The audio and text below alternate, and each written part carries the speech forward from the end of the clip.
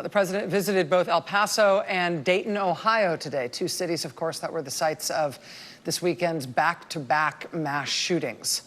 Not incidentally, these are also two cities that were in large part resistant to the idea of the president making these visits there today. Nevertheless, the president did go to both cities today, although it was very interesting.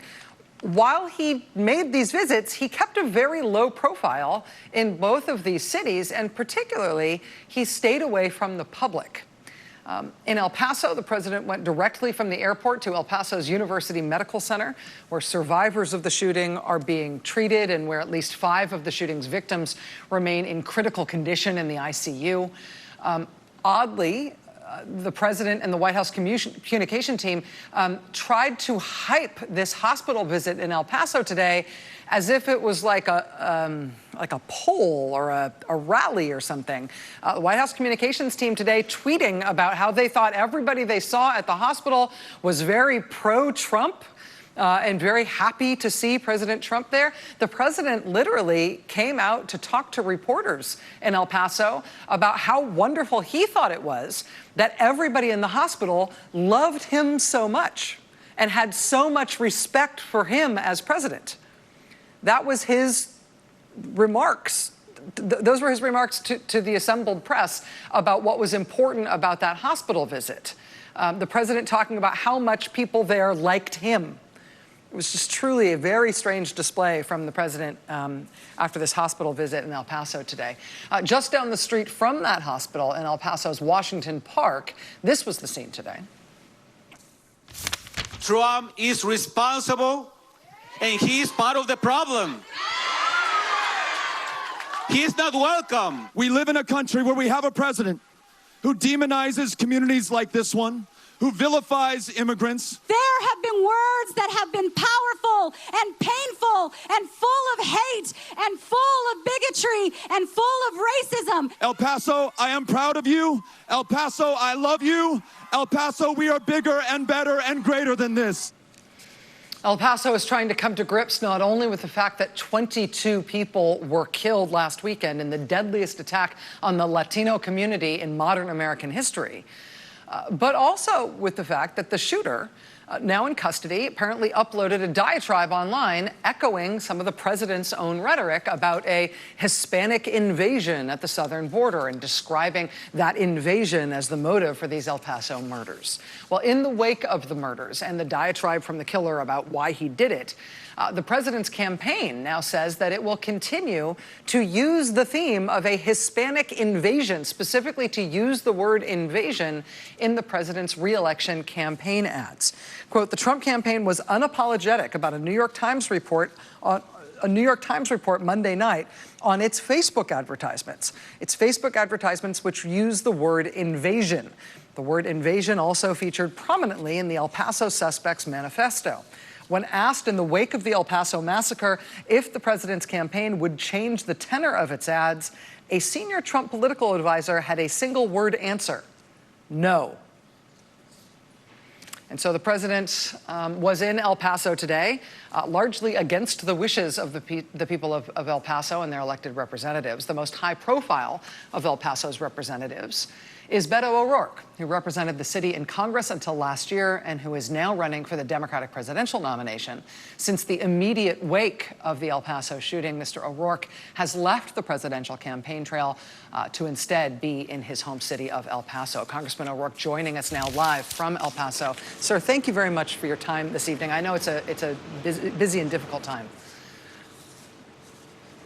It is, and really tough time for El Paso, but we are a really tough people. And just visiting with the families, with the survivors, with all those who've assembled behind me at this vigil right outside the Walmart, this community has come back so strong, supporting one another, loving one another, and not just here in El Paso, but also in Ciudad Juarez, which lost 7 people who are here buying at Walmart before school starts, just like anyone else would. So the way this community has come together, this community of immigrants, this very diverse community, this community that's 85% Mexican-American, is just really powerful, very beautiful, and the best possible answer, I think, to this hatred and to the terror that we saw on Saturday. And as you say, El Paso is a majority Latino population, as you say, 85% Mexican-American, very close with its sister city of Juarez. I am very much still stopped in my tracks by the fact that this was the worst terrorist attack on the Latino community in the modern history of the United States of America. And as a community and as one of the citadels of that community in our country, what do you say as a representative from El Paso? What do you say to the Latino community, to the Latino communities all over the country that really do have terrifying new concerns about their own safety, about their communities being targets for homegrown terrorists? And to some degree, they should. You have a president who has repeatedly, as a candidate, once in the highest office and position of public trust in the land, vilified Hispanic and Latino members of our communities and of this country, warned of invasions not once or twice, but repeatedly, bought, as you mentioned, Facebook ads warning of that, describes people as an infestation or animals who are coming here, sends the United States military to a community like this one, which is one of, if not the safest cities in the United States of America. That gins up extraordinary fear in America, anxiety and paranoia. And then when you have Trump at a rally in Florida describing this invasion, saying, what is it going to take to stop these people? And someone in the crowd yells out, shoot them. And the crowd roars its approval and the president smiles. If that does not send a signal that it's okay to do this kind of thing, I don't know what does. Now, he's not the original racist. Racism has existed for as long as we have been a country, but he is giving license to people to act on that. He's making it permissible to say awful things and do terrible things. We know, for example, on the day that he signed his executive order attempting to ban Muslim travel in the United States, the mosque in Victoria, Texas, burned to the ground. That shooter who walked in and killed people at the Tree of Life Synagogue in Pittsburgh was mouthing some of the same lines that the president had used about caravans coming to get us and to take what is ours in this country. So this is the result of what this president has been doing, and we've got to stop. We've got to all of us stand up, not just Democrats, not just me, members of the press, Republicans alike, everybody standing up against this and for an America that respects everyone, treats everyone with dignity. That kind of language that you are describing there, invasion, infestation, describing people as animals, you've been very acute in your criticism of the president for that, but also in drawing the historic analogies there, saying that this is redolent of things that have happened in the past that have led to genocide and horrific tragedies. Because you've drawn those historic analogies, do you feel like there are lessons from history, or there are lessons that we should be learning right now in our country in terms of what can be the antidote to that, in terms of how you defy not only those sorts of characterizations of people as subhuman, but how you mitigate its effects, how you stop that sort of dehumanizing imagery from infecting the culture and from propagating more violence? You know, I think historically, people like Donald Trump are dismissed as clowns, are forgiven because it's assumed that the economy is running better. We have law and order where we didn't have it before, neither of which are true here in the United States, despite what the president is saying. But that's what I hear sometimes for his apologists in Congress, or those people, even in my hometown, who may want to turn a blind eye to the things that he's been saying. But when you connect the dots, you don't get kids in cages. You don't lose the lives of 7 children who are in our custody, who had fled the deadliest countries in the world, who are coming here to seek shelter and salvation. That doesn't happen unless you've had a president who's described them as animals, as an infestation, who has dehumanized them to make it okay to treat them as something less than human. You don't get the acts of terror or violence, the rise in hate crimes, every single one of the last 3 years, unless you have a president who is doing this. And so I guess our lessons from history is you cannot dismiss this. You can't say, well, you know, he's just a different kind of politician, doesn't know how to talk to the media. This is a guy who's been very open about what he wants to do. I mean, when in history can we think of, in a modern Western democracy, when the leader has talked about all people of one religion being inherently defective and should be banned from the shores of that country. It's chilling. Or that rally in Greenville, North Carolina, the chants of send her back.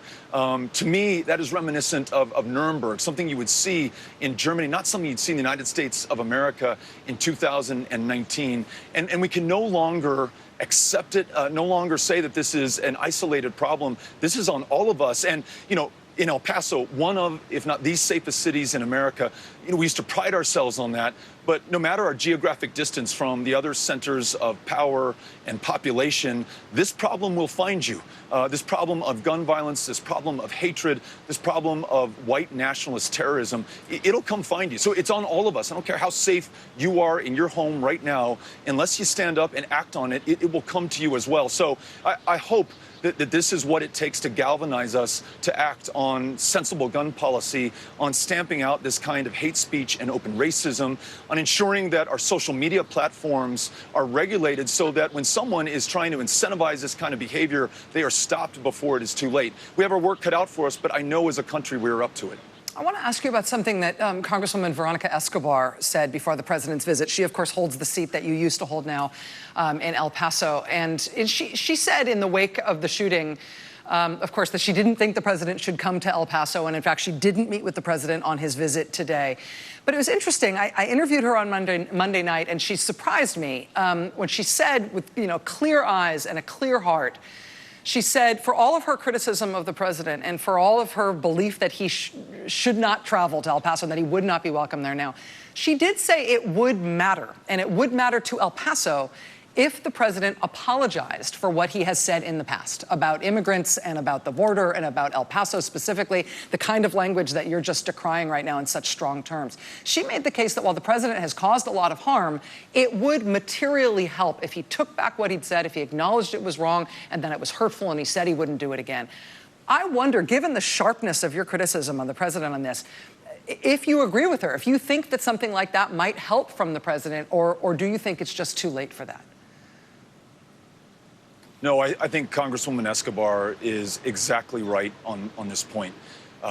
It would be helpful if the president were to renounce the language that he's used. If he explicitly said, immigrants pose no threat to this country. In fact, we know that they commit crimes at a far lower rate than those who are born here. If he pointed to my hometown, El Paso, Texas, or McAllen, Texas, or San Diego, California, and said, these communities of immigrants have crime rates that are far lower than cities in the, deeper inside the United States. In fact, their very presence makes us stronger and safer and more secure as a country. I'm not going to hold my breath, but if he were to do that, it could only help. And I hope that he or the people around him can help him come to this conclusion, help him to say the right thing, because it's not just an effort to make up for what happened in El Paso. I don't know that he can.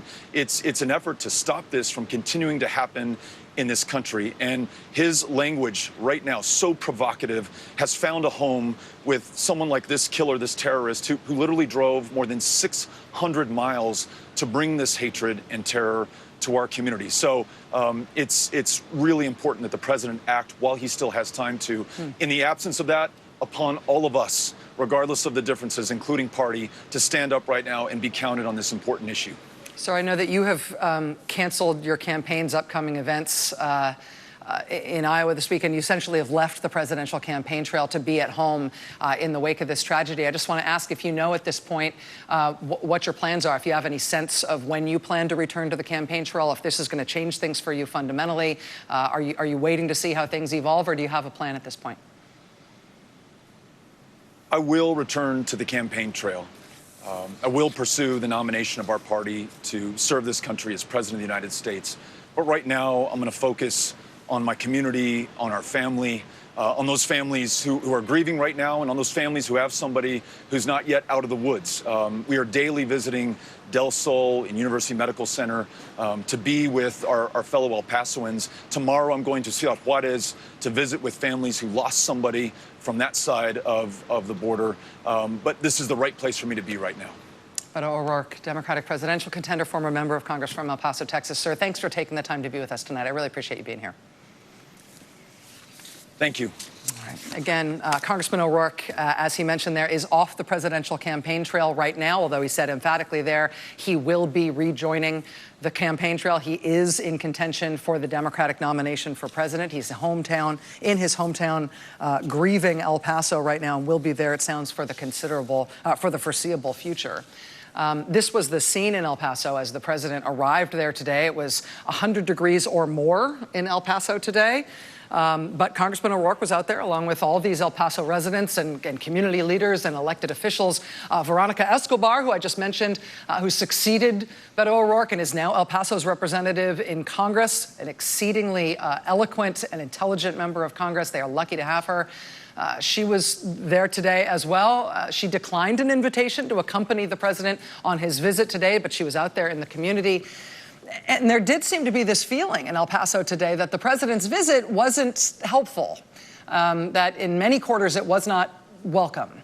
And that's just a remarkable thing for an American city that has experienced a wrenching tragedy, especially when it's not, a big natural disaster where the city just logistically can't handle a presidential visit. I mean, this in El Paso today was an American city telling the president of the United States that he's not wanted there because he was a contributor to the violence that has just befallen them.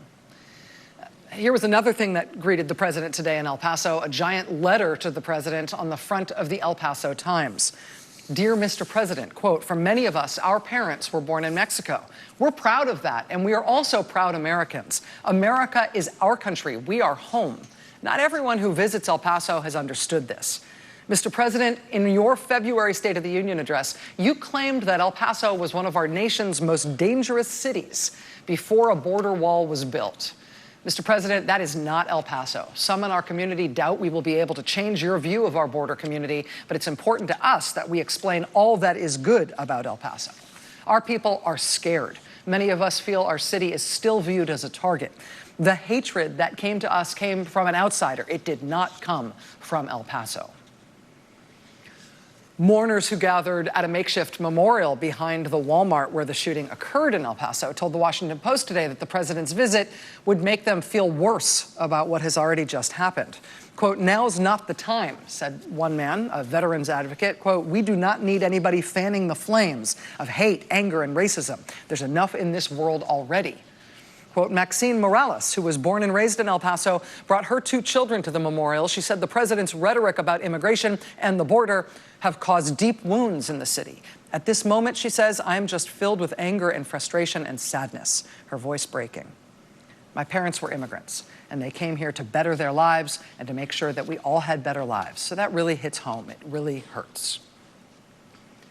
At that Walmart where 22 people were murdered, there will be a more formal vigil getting underway in the next hour. As you saw, Congressman O'Rourke is at that site right now. We're going to be keeping an eye on that site tonight. We're expecting a large vigil there to kick off at 10 p.m. Eastern Time.